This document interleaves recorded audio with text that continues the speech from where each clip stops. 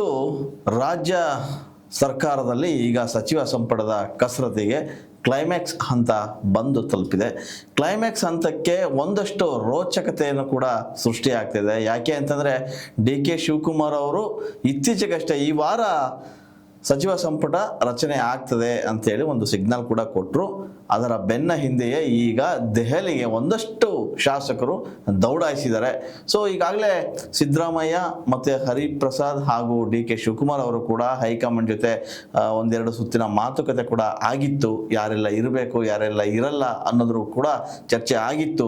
ಒಂದು ಕಡೆ ಸಿದ್ದರಾಮಯ್ಯ ಕೊಟ್ಟಂಥ ಪಟ್ಟಿ, ಇನ್ನೊಂದು ಕಡೆಗೆ DK ಶಿವಕುಮಾರ್ ಕೊಟ್ಟಂತಹ ಪಟ್ಟಿ, ಮತ್ತು ಹರಿಪ್ರಸಾದ್ ಅವರು ಕೂಡ ಹೇಳಿದಂಥ ಒಂದಷ್ಟು ಹೆಸರುಗಳು, ಇವೆಲ್ಲವನ್ನು ಕೂಡ ತುಲನೆ ಮಾಡಿ ಹೈಕಮಾಂಡ್ ಒಂದು ಪಟ್ಟಿಯನ್ನು ಸಿದ್ಧಪಡಿಸಿದೆ. ಸೊ ಯಾರಾಗ್ತಾರೆ ಸಚಿವರು ಅನ್ನೋದು ಈಗ ಬಹಳ ಕುತೂಹಲದ ಪ್ರಶ್ನೆ. ಕೇವಲ ಇನ್ನು 1 ಅಥವಾ 2 ದಿನಗಳಲ್ಲಿ ಆ ಪಟ್ಟಿ ಕೂಡ ಹೊರಗೆ ಬರುತ್ತೆ. ಯಾರೆಲ್ಲ ಸಚಿವರು ಆಗ್ತಾರೆ ಅನ್ನೋದು ಕೂಡ ಇಷ್ಟರಲ್ಲೇ ಗೊತ್ತಾಗುತ್ತೆ. ಈಗ ಸದ್ಯದ ಮಾಹಿತಿಯ ಪ್ರಕಾರ 20 ಸ್ಥಾನಗಳಿಗೆ ಹೆಚ್ಚು ಕಮ್ಮಿ 40 ಜನ ಶಾಸಕರು ದೆಹಲಿಯಲ್ಲೇ ಬೀಡ್ಬಿಟ್ಟಿದ್ದಾರೆ. ಅದರಲ್ಲಿ ಹೊಸ ಮುಖಗಳು ಇವೆ. ಈ ಬಗ್ಗೆ ಒಂದಿಷ್ಟು ಚರ್ಚೆ ಮಾಡ್ತೋಗೋಣ. ಪ್ರಹ್ಲಾದ್, ನಿಮಗೆ ಗೊತ್ತಿದ್ದಂಗೆ ಈ ರಾಜ್ಯ ಸಂಪುಟದಲ್ಲಿ ಬಹಳಷ್ಟು ಜನ ಆಕಾಂಕ್ಷಿಗಳು ಇದ್ರು, ಹೊಸಬ್ರು ಇದ್ರು, ಹಳಬರು ಇದ್ರು. ಈಗ ಮತ್ತೆ ಜಾಸ್ತಿ ಆಗ್ತಾ ಇದೆ. ಸೊ ಈಗ ಕೊನೆಗೆ 1-2 ದಿನದಲ್ಲಿ ಇದು ಪಟ್ಟಿ ಹೊರಗೆ ಬರುತ್ತೆ. ಒಂದಷ್ಟು ಜನ ಈಗ ಡೆಲ್ಲಿಗೆ ಹೋಗಿ ಕೂತಿದ್ದಾರೆ. ಯಾರೆಲ್ಲ ಆಗ್ಬೋದು ಅನ್ನೋ ಕುತೂಹಲ ಇದ್ದೇ ಇರುತ್ತೆ. ಸೊ ನಾನು ಆಗ್ಲೇ ಹೇಳ್ದಂಗೆ 3 ಮುಖಂಡರ ಪರವಾಗಿ ಒಂದಷ್ಟು ಪಟ್ಟಿಗಳು ಕೂಡ ಅಲ್ಲಿದೆ. 3 ಅದು ಪಟ್ಟಿ ಜಾಸ್ತಿ ಆಗ್ಬೋದು ಸರ್ ಅಲ್ಲಿ. ಈಗ ನೀವು ಹೇಳಿದ್ರಿ, ಒಂದು ಮುಖ್ಯಮಂತ್ರಿ DK ಶಿವಕುಮಾರ್ ಅವ್ರ ಪಟ್ಟಿ ಇದ್ದೇ ಇರುತ್ತೆ. ಹೌದು. ಎರಡನೇದು ನಿಕಟಪೂರ್ವ ಮುಖ್ಯಮಂತ್ರಿ, ಮಾಜಿ ಮುಖ್ಯಮಂತ್ರಿ ಸಿದ್ದರಾಮಯ್ಯನವ್ರ ಪಟ್ಟಿನೂ ಇರುತ್ತೆ. ಅದ್ರ ಜೊತೆಗೆ KPCC ಅಧ್ಯಕ್ಷ BK ಹರಿಪ್ರಸಾದ್ ಅವರು ಸೂಚನೆ ಮಾಡ್ತಾರೆ. ಅಲ್ಲದೆ ರಾಜ್ಯ AICC ಉಸ್ತುವಾರಿ ಸುರ್ಜೇವಾಲಾ ಅವ್ರ ಪಟ್ಟಿ ಇರುತ್ತೆ. ಕಾರ್ಯದರ್ಶಿ ವೇಣುಗೋಪಾಲ್ ಅವ್ರ ಪಟ್ಟಿ ಇರುತ್ತೆ. ನಿಜ. AICC ಅಧ್ಯಕ್ಷ ಮಲ್ಲಿಕಾರ್ಜುನ್ ಖರ್ಗೆ ಅವ್ರ ಪಟ್ಟಿ ಒಂದಿರುತ್ತೆ. ಜೊತೆಗೆ ಲೋಕಸಭೆ ವಿಪಕ್ಷ ನಾಯಕ ರಾಹುಲ್ ಗಾಂಧಿ ಅವ್ರ ಪಟ್ಟಿ ಒಂದಿರುತ್ತೆ. ಸೊ ಹೀಗಾಗಿ ಈ ಎಲ್ಲ ನಾಯಕರ ಪಟ್ಟಿಯನ್ನ ಒಂದುಗೂಡಿಸಿ ಇದರಲ್ಲಿ ಅಂದ್ರೆ ಈಗ ಈಗಿನ ಸಚಿವ ಸಂಪುಟ ವಿಸ್ತರಣೆ ಸ್ವಲ್ಪ ಡಿಫ್ರೆಂಟ್ ಆಗಿನೇ ಇದೆ ಅನ್ಸುತ್ತೆ ಸರ್. ಒಂದು ಬ್ಯಾಲೆನ್ಸ್ಡ್ ಕ್ಯಾಬಿನೆಟ್ ಮಾಡ್ಬೇಕಂತ ಸಾಕಷ್ಟು DK ಶಿವಕುಮಾರ್ ಅವರು ತಲೆ ಇಟ್ಕೊಂಡಿದ್ದಾರೆ.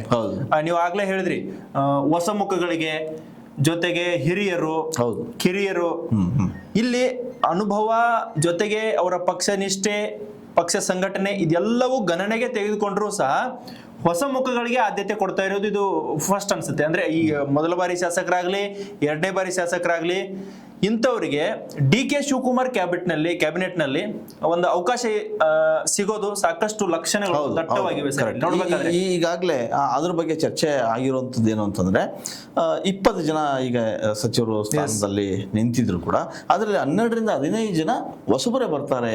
ಅಂದ್ರೆ ಹೆಚ್ಚು ಕಮ್ಮಿ 3 ಬಾರಿ ಶಾಸಕರಾಗಿ ಗೆದ್ದಂಥವ್ರು, ಅನುಭವ ಹೊಂದಿರುತ್ತಂಥವ್ರು, ಅಭಿವೃದ್ಧಿ ಮಾಡಿರುವಂಥವ್ರು, ಆಮೇಲೆ ಆತ್ಮೀಯತನ ಹೊಂದಿರ್ತಾರು, ಪಕ್ಷ ನಿಷ್ಠೆಯನ್ನ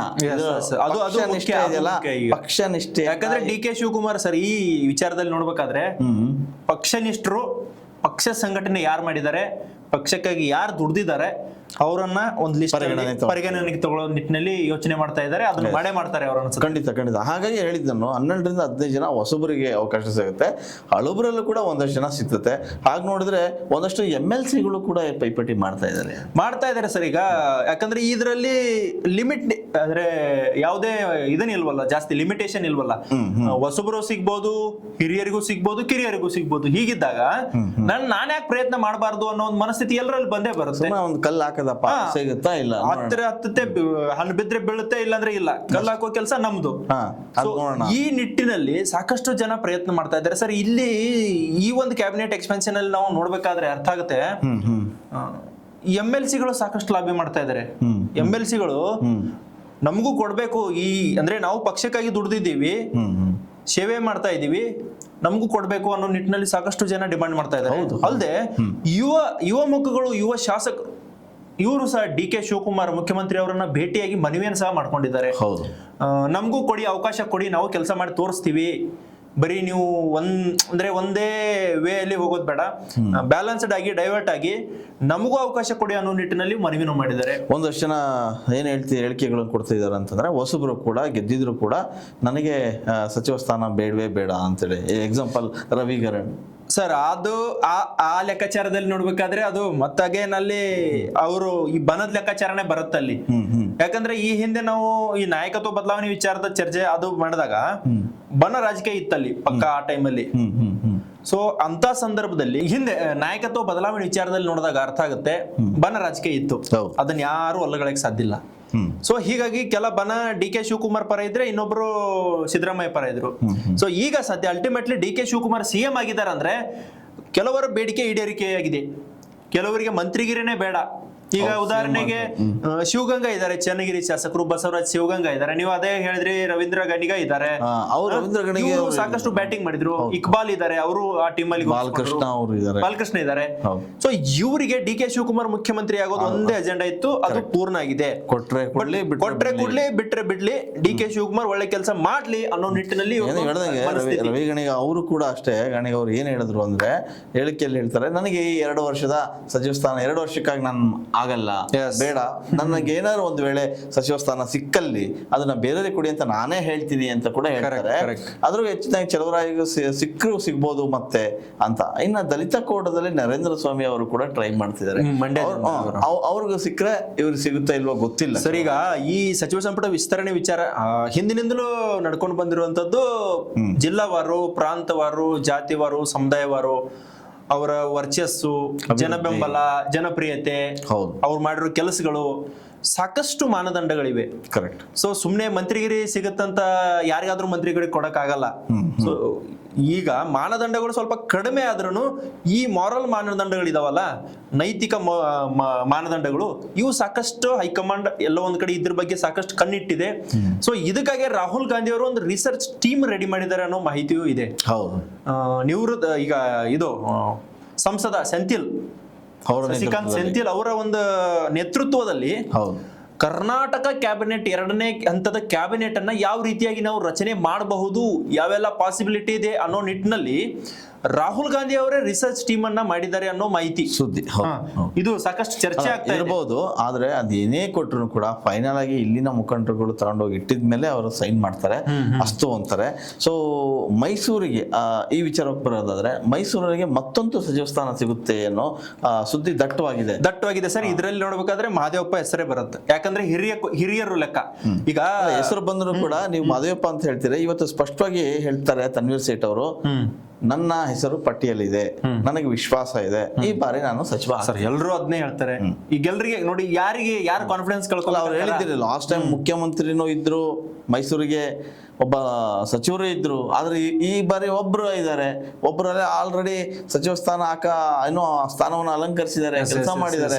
ಸೊ ನಾವು ಕೂಡ ಆಕಾಂಕ್ಷಿಗಳಾಗಿದ್ದೀವಿ. ಸೊ ಬಲವಾದ ಆಕಾಂಕ್ಷಿ ಅಂತ ಅಲ್ಲ, ನನಗೆ ಸಿಗುತ್ತೆ, ಇದ್ರಲ್ಲಿ ಲಾಬಿ ಮಾಡೋ ಅವಶ್ಯಕತೆ ಇಲ್ಲ. ಅದು ನೀವು ಹೇಳಿದ್ರಿ ಸರ್. ಯಾಕಂದ್ರೆ ನೀವು ಹೇಳಿದ್ರಿ ಅವಾಗ್ಲೇ ಆರಂಭದಲ್ಲೇ ಹೇಳಿದ್ರಿ ಏನಂತಂದ್ರೆ 15 ಜನರಿಗೆ ಹೊಸ ಮುಖಗಳಿಗೆ ಅನ್ನೋ ಮಾತು ಹೇಳಿದ್ರಿ. ಅದಾದ ನಂತರ 5 ಜನ ಹಿರಿಯರು. ಈ ಹಿರಿಯರ ಪಟ್ಟಿಯಲ್ಲಿ HC ಮಹದೇವಪ್ಪ ಹೆಸರು ಬಂದ್ರು ಬರ್ಬಹುದು, ಹೇಳಕ್ಕಾಗಲ್ಲ. ಯಾಕಂದ್ರೆ ನಾವು ಅವಾಗ್ಲೇ ಮಾತಾಡಿದ್ವಿ ಸಿದ್ದರಾಮಯ್ಯನವ್ರ ಪಟ್ಟಿ ಒಂದಿದೆ ಅಂತ. ಸೊ ಈ ಪಟ್ಟಿಯಲ್ಲಿ ನೋಡ್ಬೇಕಾದ್ರೆ ಈ ಹೆಸರು ಇದ್ದೇ ಇರಬಹುದು ಅನ್ಸುತ್ತೆ. ನಿಜ ಇರಬಹುದು. ಅದ್ರ ಜೊತೆಗೆ ನೋಡ್ತಾ ಈಗ ಉತ್ತರ ಕರ್ನಾಟಕದಲ್ಲಿ ಸಾಕಷ್ಟು ಜನ ಇದ್ದಾರೆ, ಹೊಸ ಮುಖಗಳಿಗೆ ಮಣೆ ಹಾಕ್ಬೇಕು ಅನ್ನೋದು ಕೂಡ ಮಾತು ಕೇಳಿ ಬರ್ತಾ ಇದೆ. ಸಾಕಷ್ಟು ಜನ ಇದ್ದಾರೆ ಸರ್. ಅಲ್ಲಿ ಈಗ ನಮ್ಮ ಬೆಳಗಾವಿ ಜಿಲ್ಲೆನೇ ತಗೊಂಡ್ರೆ ಅಲ್ಲಿ ಈಗ 3 ಮಂದಿ ನಡುವೆ ಪೈಪೋಟಿ. ಹೆಬ್ಬಾಳ್ಕರ್, ಸೌದಿ, ಲಕ್ಷ್ಮಣ್ ಸೌದಿ, ಅಶೋಕ್ ಪಟ್ಟಣ, Lakshmi Hebbalkar. Correct. So ultimately ಈ ಲೆಕ್ಕಾಚಾರ ಈ ರೀತಿಯ ಪೈಪೋಟಿ ಇದ್ದ ಕ್ಷೇತ್ರಗಳಲ್ಲಿ ಏನ್ ಮಾಡ್ತಾರ ಅಂದ್ರೆ ಸರ್, ಈಗ ಅವ್ರಿಗೂ ಟೆನ್ಷನ್ ಆಗಿರುತ್ತೆ, ಪೈಪೋಟಿ ಅಸಮಾಧಾನ ಭುಗಿಲೇಳೋ ಚಾನ್ಸಸ್ ಇರುತ್ತೆ. ಇಂಥ ಸಂದರ್ಭದಲ್ಲಿ ಏನ್ ಮಾಡ್ತಾರೆ, ಆಸ್ ಇಟ್ ಈಸ್ ಯಾವ ಹಿಂದಿನ ಒಂದು ಸಿದ್ದರಾಮಯ್ಯನವರ ಅವಧಿಯಲ್ಲಿ ಯಾವ ರೀತಿಯಾಗಿತ್ತಲ್ಲ ಅದನ್ನೇ ಕಂಟಿನ್ಯೂ ಮಾಡಿದ್ರು ಮಾಡ್ಬೋದು, ಏನ್ ಹೇಳಕ್ಕಾಗಲ್ಲ. ಯಾಕಂದ್ರೆ ಪ್ರೆಷರ್ ಕಡಿಮೆ ಮಾಡ್ಕೊಳ್ಳೋ ನಿಟ್ಟಿನಲ್ಲಿ ನಿಮಗೂ ಬೇಡ ಯಥಾಸ್ಥಿತಿ ನಾವು ಮುಂದುವರಿಸ್ತೀವಿ ಅನ್ನೋ ಒಂದು ಮನಸ್ಥಿತಿಯಲ್ಲಿ ಬಂದ್ರು ಬರ್ಬೋದು, ಹೇಳಕ್ಕಾಗಲ್ಲ. ಇರ್ಬೋದು. ಸೊ ಇದೇ ರೀತಿಯಾಗಿ ಬೇರೆ ಬೇರೆ ಜಿಲ್ಲೆಯಲ್ಲಿ ಇದೆ. ಸೊ ಹೀಗಾಗಿ ಅಳದು ತೂಗಿ ಡಿ ಕೆ ಶಿವಕುಮಾರ್ ಹತ್ರ ಪಟ್ಟಿಯನ್ನ ರೆಡಿ ಮಾಡ್ಕೊಂಡು ಹೋಗಿದ್ದಾರೆ. ಸಿದ್ದರಾಮಯ್ಯನವರು ಹೋಗಿದ್ದಾರೆ, ಹರಿಪ್ರಸಾದ್ ಅವರು ಹೋಗಿದ್ದಾರೆ. ಅಂತಿಮವಾಗಿ ಚೆಂಡು ಹೈಕಮಾಂಡ್ ಅಂಗಳದಲ್ಲಿದೆ ಸರ್ ಸದ್ಯಕ್ಕೆ. ಈ ವಿಚಾರ ಇವತ್ತು ಗೋಲ್ ಹೋಗುತ್ತೆ, ರೀಚ್ ಆಗುತ್ತೆ. ರಾಹುಲ್ ಗಾಂಧಿ ಅವ್ರ ಜೊತೆ ಎಲ್ಲರ ಜೊತೆ ಮಾತುಕತೆ ಆದ ನಂತರ ಫೈನಲ್ ಒಂದು ಅಂತಿಮ ಗ್ರೀನ್ ಸಿಗ್ನಲ್ ಸಿಗುತ್ತೆ, ಎಲ್ಲವೂ ಅನ್ಕೊಂಡಂಗೆ ಆಯ್ತಂದ್ರೆ ಜೂನ್ 29ರಂದು ಡಿ ಕೆ ಶಿವಕುಮಾರ್ ನೇತೃತ್ವದ 2ನೇ ಸಚಿವ ಸಂಪುಟ ರಚನೆಗೆ ಮುಹೂರ್ತ ಫಿಕ್ಸ್ ಅಂತಾನೆ ಹೇಳ್ಬೋದು. ನಿಜ, ಫಿಕ್ಸ್ ಆಗೇ ಆಗುತ್ತೆ. ಯಾಕಂದ್ರೆ ಆಮೇಲೆ ಇನ್ನೊಂದು ವಿಚಾರ, ಚಿತ್ರದುರ್ಗ ಜಿಲ್ಲೆಯಲ್ಲಿ ಈಗ ಸುಧಾಕರ್ ಇದ್ರು, ಅವರು ಸಾವನ್ನಪ್ಪಿದ್ರು. ಸೊ ಈಗ ಅಲ್ಲಿ ಕೂಡ ಒಂದು ಸಚಿವ ಸ್ಥಾನ ಖಾಲಿ ಇದೆ. ಈ ಬಾರಿ ಒಂದಿಷ್ಟು ಚಳಕೆರೆಯ ರಘುಮೂರ್ತಿ ಅವರು ಟ್ರೈ ಮಾಡ್ತಾ ಇದ್ದಾರೆ. ಸೊ ಹೀಗೆ ಹೊಸ ಹೊಸ ಮುಖಗಳಿಗೆ ಕೂಡ ಅವಕಾಶ ಕೊಡ್ಬೇಕು ಅನ್ನೋದು ಕೂಡ ಮಾತು ಕೇಳಿ ಬರ್ತಾ ಇದೆ. ಅದೇನೇ ಇದ್ರು ಕೂಡ ಫೈನಲಿ ನೀವು ಆಗ್ಲೇ ಒಂದು ಮಾತಾಡಿದ್ರಿ, ಡಿ ಕೆ ಶಿವಕುಮಾರ್ ಅವರು ಮುಖ್ಯಮಂತ್ರಿ ಆಗ್ಬೇಕು, ಅದಷ್ಟೇ ಅಜೆಂಡಾ ಅನ್ನೋ ಒಂದಷ್ಟು ಶಾಸಕರು ಇದ್ರು. ಅವ್ರಿಗೆ ಅಷ್ಟೇ ಸಾಕಿತ್ತು. ಯಾಕಂದ್ರೆ ಅವ್ರ ಕೆಲ್ಸಗಳಾಗಬೇಕು, ಅನುದಾನ ಬರಬೇಕು, ಅಭಿವೃದ್ಧಿ ಮಾಡಬೇಕು, ಮುಂದೆ ಬಂದಾಗ ನೋಡೋಣ ಆ ಕಾನ್ಫಿಡೆನ್ಸ್ ಅಲ್ಲಿ ಅವರು ಇದ್ದಾರೆ. ಸೊ ಅವ್ರಿಗೆ ಸಮಾಧಾನ ಬಹುಶಃ ಹೇಳ್ಬೋದು ಶಿವಕುಮಾರ್ ಅವರು, ನಾನು ಇದ್ದೇನೆ ಅಂತ. ಸೊ ಈಗ ಇದರ ಜೊತೆಗೆ ಈ ಡೆಲ್ಲಿಗೆ ಹೋಗಿರ್ತಕ್ಕಂಥ ಒಂದಷ್ಟು ಆಲ್ರೆಡಿ ಸಚಿವರಾಗಿರೋರು ಕೂಡ, ಅಂದ್ರೆ ಏನು ಖಾತೆಯ ಅಸಮಾಧಾನ ಇತ್ತಲ್ಲ, ಅವರು ಕೂಡ ಡೆಲ್ಲಿಗೆ ಹೋಗಿದ್ದಾರೆ. ಎಲ್ಲರೂ ಹೋಗಿದ್ದಾರೆ ಸರ್. ಈಗ ನಾನು ಹೇಳಿದ್ದೇನೆ, ಎಲ್ಲರೂ ಆಲ್ಮೋಸ್ಟ್ ಆಲ್ ಡೆಲ್ಲಿ ವಿಮಾನ ಹತ್ತಿದ್ದಾರೆ. ಖಾತೆಯ ಬದಲಾವಣೆಗೆ ಹೋಗಿದ್ದಾರೆ ಏನೋ ಗೊತ್ತಿಲ್ಲ, ಅವರು ಕೂಡ ಹೋಗಿದ್ದಾರೆ. ಒಂದಷ್ಟು ಜನ ಇದ್ದೇ ಇರ್ತಾರೆ, ನಮ್ಮ ಸ್ನೇಹಿತ ಅವ್ರನ್ನ ಸೇರಿಸ್ಕೊಳ್ಳಿ ಅಂತ.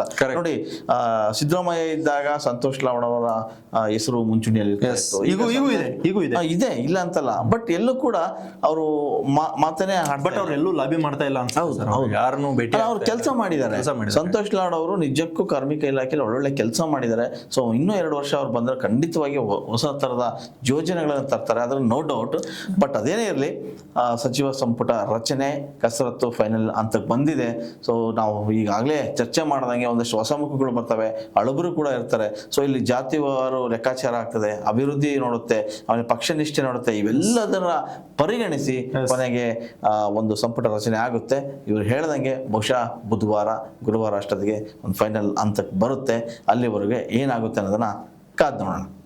ಹೆಚ್ಚಿನ ವಿಡಿಯೋಗಳಿಗೆ ಪ್ರತಿಧ್ವನಿ ಯೂಟ್ಯೂಬ್ ಚಾನೆಲ್ ಸಬ್ಸ್ಕ್ರೈಬ್ ಮಾಡಿ, ಬೆಲ್ ಐಕಾನ್ ಕ್ಲಿಕ್ ಮಾಡಿ.